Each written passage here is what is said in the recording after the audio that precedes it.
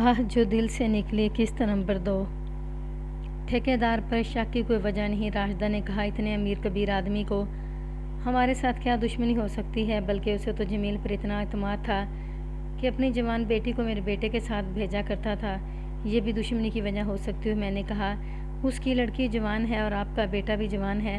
हो सकता है ठेकेदार ने उन दोनों को काबिल एतराज़ हालत में देखा हो, या ये देखा हो कि उन दोनों में कुछ और ही किस्म की बेतकल्फ़ी है। मैं ये नहीं मान सकती, राशिदा ने कहा। मेरा बेटा इतना होशियार और चालाक नहीं था। अगर ऐसी बात होती तो ठेकेदार मुझसे गिला करता और जमील को नौकरी से निकाल देता। उसे मालूम था कि हमारे लिए यही सज़ा बहुत है कि हमारी रोज़ी बंद हो जाए। आप पुलिस के अफसर हैं, ऐसी बातें बाहर से मालूम कर सकते हैं। ये ख़ास तौर पर जहन में रखें कि ठेकेदार ने राशिदा को 5,000 रुपया पेश किया था, फिर ये रकम 8,000 कर दी। आजकल 5 या 8,000 की कोई हैसियत ही नहीं रही। मैं जिस वक्त की बात कर रहा हूँ उस वक्त का 1,000 आज के 1,00,000 के बराबर था। राशिदा ने यह रकम कबूल ना की और वो थाने चली गई। थानेदार ने उसे कहा कि उसे कोई शक है तो गवाह साथ लाए और अपना शक साबित करे। हम जानते थे कि थानेदार ऐसी बात इसी सूरत में कहा करते हैं जब वो किसी को टालना चाहते हैं। राशिदा गवाह कहाँ से लाती? फिर भी वो रोती और भटकती रही और हर रात ख्वाब में बेटे को देखती रही। उसके पास यही एक शहादत और एक यही सबूत था कि उसका बेटा ख्वाब में उसे कहता था कि वो आग में खुद नहीं गिरा था बल्कि उसे गिराया गया था। 2 महीने गुजर गए। जमील का 40वां हुआ तो ठेकेदार ने अपनी बेटी की शादी कर दी। राशिदा 3-4 मरतबा फिर थाने गई। उसने बताया कि थानेदार कभी तो उसे बड़े प्यार और मोहब्बत से समझाने की कोशिश करता था कि ये उसका वहम है, और कभी गुस्से से उसे थाने से निकाल देता था।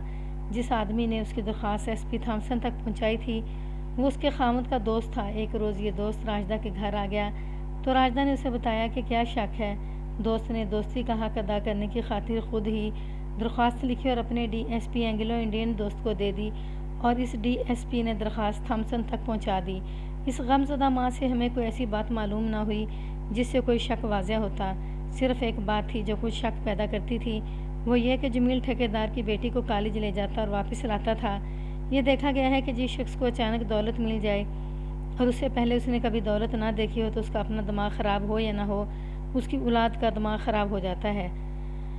लोअर मिडिल या मिडिल क्लास का ख़ानदान सिर्फ दौलत के ज़ोर पर या कलख्त पर क्लास में शामिल हो जाए तो उस ख़ानदान की नौजवान लड़कियां और लड़के आपे से बाहर हो जाते हैं और अपनी अखलाकी हदें फलांग जाते हैं।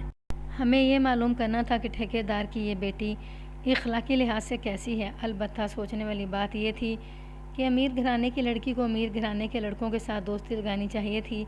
जमील तो उसका बॉडीगार्ड यानी नौकर था।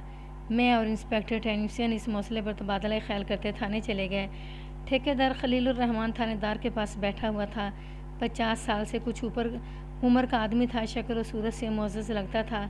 वो जिस तरह मुझे और इंस्पेक्टर टेनिसन से मिला इससे पता चलता था कि अच्छी और शाइस्ता सोसाइटी में उठने बैठने वाला आदमी है। मेरी राय में वो शाइस्ता और महज़्ज़ब आदमी था या पक्का उस्ताद था और हर ढंग खेलना जानता था। मैंने और टेनिसन ने पहले ही तय कर लिया था कि ठेकेदार को भट्टे पर ले जाना है और वहीं उससे सवाल जवाब करेंगे। भट्टा देखना भी ज़रूरी था। हमने उसे कहा कि वो हमें अपने भट्टे पर ले चले। भट्टा दिल्ली के मज़ाफ़ात में था। थोड़ा अरसा गुजरा, दिल्ली से आए हुए एक साहब से मुलाकात हुई तो उन्होंने बताया था कि जहाँ किसी ज़माने में भट्टे और बंजर इलाके थे वहाँ वो सब कभी के आबाद हो चुके हैं। वहाँ कोठियाँ और नए नए नमूनों के मकान बन गए हैं। ठेकेदार के भट्टे पर पहुँचे तो उसे कहा कि सबसे पहले वो हमें जगह दिखाए जहाँ से जमील आग में गिरा था। उसने वो जगह दिखाई। यहाँ ज़रूरी मालूम होता है कि जिन लोगों ने ईंटों वाला भट्टा नहीं देखा उन्हें ज़रा वाज़ह तौर पर बता दिया जाए कि भट्टा कैसा होता है। ये एक खंदक होती है जो गोलाई में खोदी जाती है, लेकिन ये गोल दायरे में नहीं होती बल्कि लंबूतरी होती है। उसकी कम अज़ कम गहराई 10 फुट होती है, चौड़ाई भी तकरीबन इतनी ही रखी जाती है। इस खंदक में कुछ ईंटें एक ख़ास तरतीब से रखी जाती हैं। यूँ समझ लें कि एक तरतीब में ढेर होता है, ढेरों के दरमियान एक ख़ास फासले पर जगह खाली छोड़ी जाती है। ऐसी सब जगहों पर कोयले, लकड़ियाँ, जलने वाली अशिया रख कर उन्हें आग लगा दी जाती है। फिर इस सारी खंदक को ऊपर से ढक दिया जाता है। जहाँ जहाँ आग जल रही होती है वहाँ ऊपर लोहे के ढक्कन रख दिए जाते हैं और एक जगह चिमनी रख कर इधर उधर से बांध दी जाती है। उससे तमाम भट्टे का धुआं बाहर निकलता है। जहाँ ढक्कन रखे जाते हैं वहाँ से थोड़े थोड़े वक्फे के बाद ढक्कन उठाकर मज़ीद कोयले और लकड़ियाँ फेंकते रहते हैं। मैं सुना रहा था कि ठेकेदार ने हमें वो जगह दिखाई जहाँ से जमील फिसल कर आग में गिरा था। मैंने और टेनिसन ने भट्टे का किनारा गौर से देखा। میں نے ٹینیسن کی طرف اور ٹینیسن نے میری طرف دیکھا۔ وہاں پھسلنے کا کوئی خطرہ نہیں تھا۔ ہم دونوں نے ٹھیکیدار کو پتہ نہ چلنے دیا کہ ہمارا ردِ عمل کیا ہے۔ آپ ایک 10 فٹ گہری خندق کو تصور میں لائیں، اس میں آگ جل رہی ہے۔ خندق کے ذرا قریب جاؤ تو تپش اتنی زیادہ ہوگی کہ آپ خندق کے کنارے تک جانے کی جرات نہیں کریں گے۔ بھٹے کی آگ تو خاصی زیادہ ہوتی ہے۔ ٹھیکیدار نے بتایا کہ جمیل کنارے پر چلا گیا تھا۔ کیا وہ اکیلا تھا؟ میں نے پوچھا۔ نہیں، ٹھیکیدار نے جواب دیا، مزدوروں کا میٹ اس کے ساتھ تھا۔ میرے بھٹے پر مزدور بہت ہیں، میں نے ان پر ایک میٹ مقرر کر رکھا ہے، یہ میٹ ہی انہیں سنبھال سکتا ہے۔ کیا اس وقت بھی آپ وہاں موجود تھے؟ انسپکٹر ٹینسن نے پوچھا۔ نہیں، ٹھیکیدار نے جواب دیا، مجھے یہ باتیں میٹ نے بتائی تھیں اور آپ نے ہر بات سچ مان لی۔ میں نے کہا اور پوچھا، تھانے میں آپ نے کیا رپورٹ دی تھی؟ یہی کہ میرا ایک ملازم آگ میں جل کر گر گیا ہے۔ اس نے جواب دیا، کیا آپ کو ذرا سا بھی شک نہیں ہوا تھا کہ آپ کے اس ملازم کو کسی نے کسی وجہ سے آگ میں گرایا ہوگا؟ میں نے پوچھا۔ آپ کا مطلب ہے کہ کسی کے ساتھ اس کی دشمنی ہوگی؟ ٹھیکیدار نے کہا۔ اس بیچارے کے ساتھ کسی کی کیا دشمنی ہو سکتی تھی؟ اسے اس بھٹے پر آئے 4 ہی دن ہوئے تھے۔ ٹھیکیدار کا پورا بیان تو ہم نے بعد میں لینا تھا، ابھی ہم موقع دیکھ رہے تھے۔ ہمیں یہ بھی دیکھنا تھا کہ کوئی عینی شاہد تھا یا نہیں۔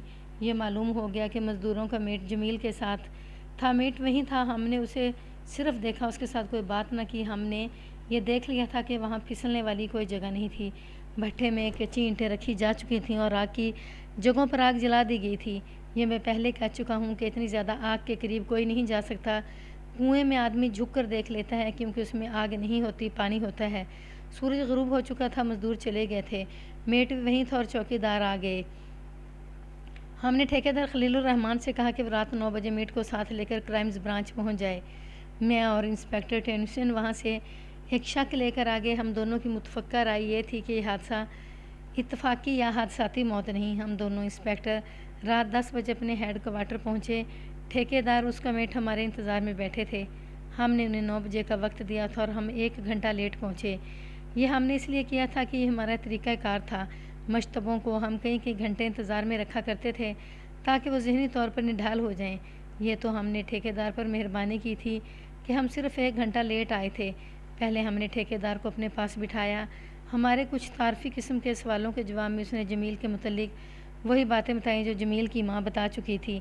جناب عالی، اس نے کہا، مجھے اس لڑکے کے مرنے کا اتنا زیادہ غم ہے جس کا آپ اندازہ نہیں کر سکتے۔ بیچارہ یتیم تھا اور چھوٹے بھائی کا اور بیوہ ماں کا سہارا تھا۔ میں خدا کا شکر ادا کرتا ہوں کہ اس کی ذات باری نے مجھے اتنا دیا ہے کہ میں اس لڑکے کو نوکری پر لگا کر خاصی زیادہ تنخواہ دیتا رہا۔ بڑا شریف اور قابل اعتماد لڑکا تھا۔ اس کی موجودگی میں مجھے حساب کتاب اور روپے پیسے کی طرف سے بے فکری رہتی تھی۔ میں اسے اپنی جوان بیٹی کے ساتھ کالی تانگے میں بھیج دیا کرتا تھا۔ یہی لڑکا میری بیٹی کو کالج سے واپس لاتا تھا۔ خدا کی قسم میں اس کی ماں کا سامنا نہیں کر سکتا۔ اس نے اپنے بیان کا یہ حصہ رونی سی صورت بنا کر ہمیں سنایا۔ یہ ایسے لگتا تھا جیسے ابھی رو پڑے گا۔ آپ نے اس کی ماں کو 5,000 روپیہ دیا تھا، میں نے کہا۔ یہ رقم اس نے نہیں لی۔ پھر آپ نے اس میں 3,000 کا اضافہ کر دیا۔ اس نے یہ رقم بھی نہیں لی۔ پھر آپ نے اسے دھمکی دی کہ تم دوسرے بیٹے سے بھی ہاتھ دھو بیٹھو گی۔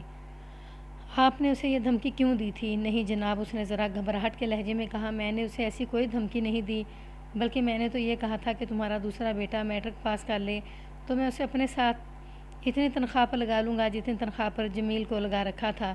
اصل بات یہ ہے جناب، بیچاری ماں ہے اور اس کا جوان بیٹا مر گیا ہے، اس پر تو پاگل پن کے دورے پڑتے ہیں۔ اسے شک ہے کہ اس کے بیٹے کو کسی نے اٹھا کر آگ میں پھینک دیا تھا۔ بار بار تھانے کی طرف دوڑتی تھی۔ میں سمجھتا ہوں کہ میں ہی اس کا والی وارث ہوں۔ اس عورت کو میں تنہا نہیں چھوڑ سکتا۔ ہو سکتا ہے میں نے اسے تھانے سے روکنے کے لیے کوئی سخت بات کہہ دی ہو جسے اس نے دھمکی سمجھا ہو۔ میں نے خود ہی پولیس کو اطلاع دے کر موقع پر بلایا تھا۔ سب انسپکٹر صداقت صاحب نے بڑی محنت سے تفتیش کی تھی۔ انہوں نے بھی اپنے ذہن میں یہ شک رکھ کر تفتیش کی تھی کہ کسی نے جمیل کو آگ میں دھکیلا ہوگا۔ جمیل بیچارے کو بھٹے پر آئے ابھی 4 دن ہی گزرے تھے۔ یہاں اس کی کسی کے ساتھ کیا دشمنی ہو سکتی تھی؟ جمیل آپ کے دوسرے کاروبار میں کام کرتا تھا؟ انسپکٹر ٹینیسن نے پوچھا۔ اسے آپ نے بھٹے پر کیوں بھیج دیا تھا؟ یہ ایک عارضی تبدیلی تھی، اس نے جواب دیا۔ بھٹے کا منشی 7-8 دنوں کے لیے چھٹی پر چلا گیا تھا۔ پیچھے جو ملازم ہیں وہ پیسوں میں گڑبڑ کر دیتے ہیں۔ بھٹے کی آمدنی اچھی خاصی ہے۔ بددیانت ملازم جتنے پیسے بھی چاہے مار سکتا ہے۔ یہ منشی جو چھٹی چلا گیا تھا دیانتدار آدمی ہے۔ میں نے اس کی جگہ جمیل کو بھیج دیا۔ کہ یہ بھی اس جیسا ذہانت دار اور میرے گھر کا اپنا فرد ہے۔ کیا یہ منشی پہلے کبھی چھٹی پر گیا تھا؟ انسپکٹر ٹینسین نے پوچھا۔ شاید مجھے ہو سکتا ہے۔ اس کی زبان ہکلا گئی، پھر ذرا سنبھل کر بولا، یہ میں پوچھ کر بتاؤں گا۔ اس سوال پر اس کا جو رد عمل اس کے چہرے پر اس کے انداز میں ظاہر ہوا وہ ہمارے لیے ایک واضح اشارہ تھا۔ میں نے ذہن میں رکھ لیا کہ اس منشی کو بھی پوچھ گچھ کے لیے بلانا ہے۔ ہم دونوں انسپکٹروں نے اس پر اس طرح مختلف سوالات پھینکنے شروع کر دیے جیسے تیر برسائے جاتے ہیں۔ میں سوال و جواب کا یہ سلسلہ بیان نہیں کر رہا کیونکہ یہ بیان ہی نہیں ہو سکتا۔ ٹھیکیدار کی یہ حالت ہوگی کہ اس کی زبان لڑکھڑانے لگی۔ اسے یہ بھی یاد نہ رہا کہ وہ پہلے کیا کہہ چکا ہے۔ ہم ابھی یہ نہیں کہہ سکتے تھے کہ جمیل کو اس کے حکم سے آگ میں پھینکا گیا ہے، لیکن ہمارا یہ شک پختہ ہو گیا تھا کہ جمیل پاؤں پھسلنے سے آگ میں نہیں گرا بلکہ اسے گرایا گیا تھا۔ خلیل الرحمن صاحب، میں نے کہا، آپ کو ایک برادرانہ مشورہ دیتا ہوں۔ آپ کے پاس صرف یہ وقت ہے کہ آپ سچی بات بتا دیں گے تو آپ کو اس کا صلہ مل جائے گا۔ ہمیں دوسروں سے سچ بات معلوم ہوئی تو پھر آپ نہیں جانتے کہ آپ کا انجام کیا ہوگا۔ آپ سب کچھ جانتے ہیں۔ یہ بھی جان لیں کہ اس کیس کی تفتیش CIA کر رہی ہے۔ ابھی تو آپ کے ساتھ باعزت طریقے سے باتیں ہو رہی ہیں۔ کوشش کریں کہ ہم دوسرا طریقہ اختیار کرنے پر مجبور نہ ہو جائیں۔ آپ کے دل میں شک کیا ہے جناب؟ اس نے پوچھا۔ شک نہیں جناب، میں نے کہا، شک نہیں، یقین۔ ہم ایک یقین کو سامنے رکھ کر بات کر رہے ہیں۔ جمیل کو آگ میں گرایا گیا ہے اور اس کا آپ کو اچھی طرح علم ہے۔ لیکن حضور، اس نے کھسیانے سے لہجے میں کہا، اس کی کوئی وجہ بھی تو ہونی چاہیے۔ وجہ آپ بتائیں گے ٹھیکیدار صاحب، میں نے کہا۔ دولت کا نشہ اتنا بڑا ہے کہ ذہن اور دل سے خدا کو بھی نکال دیتا ہے۔ ایک وجہ یہ ہے کہ اس لڑکے نے آپ کی بیٹی کے ساتھ دست درازی کی ہوگی، یا آپ کی بیٹی اس لڑکے کے ساتھ قابل اعتراض حد تک بے تکلف ہوگی اور آپ نے ان دونوں کو قابل اعتراض حالت میں دیکھ لیا ہوگا۔ ٹھیکیدار نے اس بات پر ناچنا شروع کر دیا۔ وہ کہتا تھا کہ آپ میری بیٹی کو ایسا بد چلن نہ کہیں۔ وہ یہ بھی کہتا تھا کہ میں جمیل کے چال چلن کے بارے میں کوئی ایسی بات گوارا نہیں کر سکتا۔ پھر دوسری بات یہ ہے، میں نے کہا، آپ کا میٹ اور کوئی دوسرا آدمی بھٹے سے پیسے مارتے ہوں گے اور جمیل ان کے لیے رکاوٹ بن گیا ہوگا، اور ہو سکتا ہے کہ اس نے کسی کو پکڑ بھی لیا ہو اور کہا ہو کہ وہ اس کی رپورٹ آپ کو دے گا۔ جمیل کو خاموش کرنے کا طریقہ ان لوگوں نے یہ اختیار کیا کہ اسے آگ میں دھکیل دیا۔ اس بارے میں کچھ نہیں کہہ سکتا۔ ٹھیکیدار نے کہا، میں خود بھی جاسوسی کروں گا اور آپ بھی تفتیش کریں۔ ٹھیکیدار صاحب، میں نے کہا، آپ سوسائٹی کے معزز فرد ہیں۔ ہم چاہتے ہیں کہ آپ کی عزت قائم رہے۔ ہم آپ کو کل شام تک کی مہلت دیتے ہیں۔ اپنا برا بھلا سوچ لیں اور آپ کے دل میں کوئی بات ہے تو وہ بتا دیں۔ اب آپ چلے جائیں۔ ٹھیکیدار کے جانے کے بعد ہم نے اس کے میٹ کو بلایا۔ وہ 35-36 سال کا چھریرے بدن کا آدمی تھا۔ اس کا انداز بتا رہا تھا کہ وہ شریف آدمی نہیں۔ اس سے ہم نے پوچھا کہ وہ کب سے اس بھٹے پر کام کرتا ہے۔ خلیل الرحمن کا یہ بھٹا خاصا پرانا تھا اور یہ میٹ اس پر بھٹے پر تقریباً 10 سالوں سے تھا۔ اس نے اپنا نام سراج الدین بتایا، لیکن وہ ساگری کے نام سے مشہور تھا۔ ایک بات ذہن میں رکھ لو ساگری، میں نے کہا، جھوٹ بولو گے تو پس جاؤ گے۔ یہ دولت مند لوگ اپنے جرم اور گناہ اپنے ملازموں کے کھاتوں میں ڈال دیتے ہیں۔ تمہارے ٹھیکیدار صاحب بھی کچھ ایسی ہی حرکت کرتے نظر آتے ہیں۔ کوئی خاص بات ہے تو پہلے ہی بتا دو، ہمیں سب کچھ معلوم ہو جائے گا، پھر تم ہمارے شکنجے سے نہیں نکل سکو گے۔ یہ بتاؤ کہ جمیل کو ٹھیکیدار نے دوسرے کاموں سے ہٹا کر بھٹے پر کیوں لگا دیا تھا؟ بھٹے کا منشی چلا گیا تھا، اس نے جواب دیا۔ اس کی جگہ جمیل آیا تھا۔ منشی کب سے اس بھٹے پر ہے؟ 6-7 سالوں سے، اس نے جواب دیا۔ وہ پہلے بھی کبھی چھٹی گیا ہے؟ میرا خیال ہے، اس نے سوچ کے جواب دیا، 3 سال پہلے چھٹی گیا تھا۔ کیا اس وقت بھی ٹھیکیدار نے جمیل کو یا کسی اور کو اس کی جگہ پر بھیجا تھا؟ نہیں عالی جاں، اس نے جواب دیا، ایسی کوئی ضرورت نہیں تھی۔ بھٹے پر پیسے کون کھاتا ہے؟ میں نے پوچھا۔ کوئی بھی نہیں عالی جاں، اس نے جواب دیا، باقاعدہ کیش میمو بنتے ہیں، پیسے مارنے کا سوال ہی پیدا نہیں ہوتا۔ پیسے تم مارتے ہو، میں نے اسے بھڑکانے کے لیے جھوٹ بولا، اسی لیے ٹھیکیدار نے جمیل کو بھٹے پر بھیجا تھا۔ کیا یہ ٹھیکیدار صاحب کہتے ہیں؟ اس نے پوچھا۔ ٹھیکیدار صاحب بہت کچھ کہتے ہیں، میں نے کہا۔ ٹھیکیدار نے صرف یہی ایک بات نہیں بتائی، وہ تمہاری اور بھی کرتوت بتا رہا ہے۔ میں تمہیں پہلے بھی کہہ چکا ہوں کہ ان دولت مند ٹھیکیداروں اور جاگیرداروں کی وفاداری بڑی خطرناک ہوتی ہے۔ یہ لوگ اپنے گناہوں پر پردہ ڈالنے کے لیے اپنے وفادار نوکروں اور مزدوروں کو آگے کر دیتے ہیں۔ اگر تم کوئی بات اپنے دل میں چھپائے ہوئے ہو تو وہ ہمیں بتا دو۔ میں نے اس کے چہرے پر نمایاں تبدیلی دیکھی۔ میں نے اور ٹینیسن نے اس پر کئی اور سوال پھینکے۔ ہم اس کے جوابوں پر اتنی توجہ نہیں دیتے تھے جتنی توجہ ہم اس کے بدلتے ہوئے انداز اور چہرے کے تاثرات کو دیتے تھے۔ صاف پتہ چلتا تھا کہ اس شخص دل میں کوئی بات ہے۔ ہم نے یہ بھی دیکھ لیا تھا کہ یہ شخص استاد ہے اور بغیر شہادت اور ثبوت کے ہمارے ہاتھ نہیں آئے گا۔ اسے ہم نے کچھ دیر کے لیے دوسرے کمرے میں بھیج دیا اور ہم دونوں انسپکٹر اس کے متعلق آپس میں تبادلہ خیالات کرنے لگے۔ میں نے انسپیکٹر ٹینیسن سے کہا کہ مزدوروں پر جو میٹ مقرر کیے جاتے ہیں وہ پکے جرائم پیشہ اور غنڈے ہوتے ہیں۔ بھٹوں پر کام کرنے والے مزدوروں اور مالکوں کو تو میں بہت ہی اچھی طرح جانتا تھا۔ کچی اینٹیں بنانے کے لیے پورا کنبہ کام کرتا تھا، ان میں نوجوان عورتیں بھی ہوتی تھیں۔ میٹ اور مالکوں کو ان کو مزدوری سے ہٹا دینے کی دھمکی دے کر اور کام کم کر دینے کا لالچ دے کر انہیں خراب کرتے تھے۔ اس کا مطلب یہ نہیں کہ اس کا وقت ہی ہوتا تھا، آج کل پاکستان میں بھی یہی کچھ ہو رہا ہے۔ کبھی کبھی اخباروں میں بھی کسی بھٹے کی یا بھٹے کے مزدوروں کے متعلق کوئی خبر آ جاتی ہے۔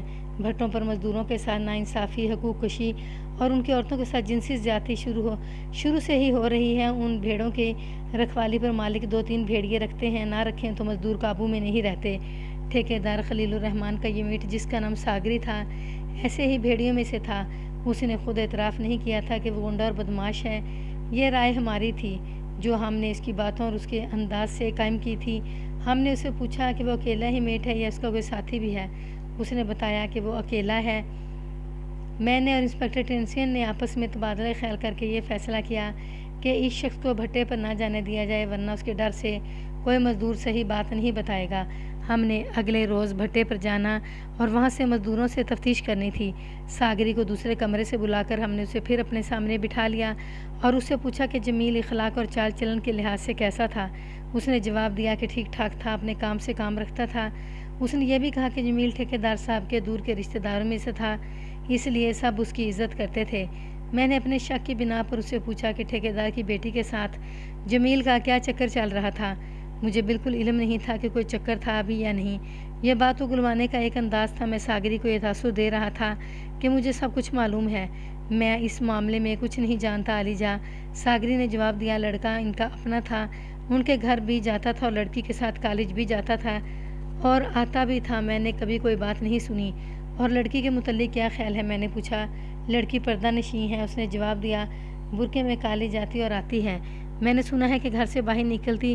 میں آپ کو ایک بات بتاتا ہوں علی جا، ٹھیکیدار صاحب کے اپنے خاندان کی عورتیں ہی نہیں بلکہ ان کی ساری رشتہ دار عورتیں پردے میں رہتی ہیں اور صحیح معنوں میں شریف عورتیں ہیں۔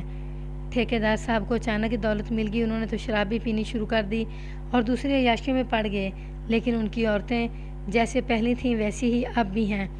جمیل صاحب بھٹے میں گرا، جب جمیل بھٹے میں گرا اس وقت تم اس کے ساتھ تھے؟ میں نے اسے پوچھا۔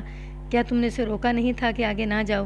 ہاں علی جا، اس نے کہا، میں نے اسے روکا تھا، لیکن پیچھے ہٹتے اس کا پاؤں ایسا پھسلا کہ وہ گر پڑا اور جل گیا۔ میرا خیال ہے کہ بھٹے کی آگ دیکھنے کا اسے شوق تھا۔ میں نے پہلے بتایا ہے کہ بے شمار سوالوں کے جواب کے ذریعے ہم جان چکے تھے کہ یہ شخص پکا بدماش تھا۔ اس کے باوجود ہم نے اس پر سوالوں کی ایک اور بوچھاڑ کر دی۔ یہ واضح ہو گیا کہ یہ شخص استاد غنڈہ ہے۔ اسے ہم نے باقاعدہ گرفتار نہ کیا۔ ڈیوٹی والے ASI سے کہا کہ اسے ہیڈ کوارٹر میں ہی رکھا جائے اور ادھر ادھر نہ ہونے دیا جائے۔ اگلی روز صبح 8:30 بجے ہم بھٹے پر چلے گئے۔ ٹھیکیدار کو ہم نے نہیں بتایا تھا کہ ہم وہاں جائیں گے۔ وہاں وہی مجتی تھا جو چھٹی چلا گیا تھا اور اس کی جگہ جمیل آیا تھا۔ ہم نے اس کے ساتھ اس طرح باتیں شروع کر دیں جس طرح گپ شپ لگائی جاتی ہے۔ وہ ہمیں جانتا تھا کہ گزشتہ روز اس نے ہمیں دیکھا تھا۔ میں نے نوٹ کیا کہ یہ جوان سال آدمی خود اعتمادی سے بات کرتا ہے اور اس کا انداز کچھ دوستانہ سا ہے۔ میں نے یہ بھی محسوس کیا کہ وہ مزدوروں کے میٹ ساگری سے مروب ہے۔ ساگری کا ذکر آتا تھا وہ تو جھیم جاتا تھا اور اپنی کوئی رائے نہیں دیتا تھا۔ تم پچھلی چھٹی کب گئے تھے؟ میں نے پوچھا۔ شاید 3 سال ہو گئے ہیں، اس نے جواب دیا۔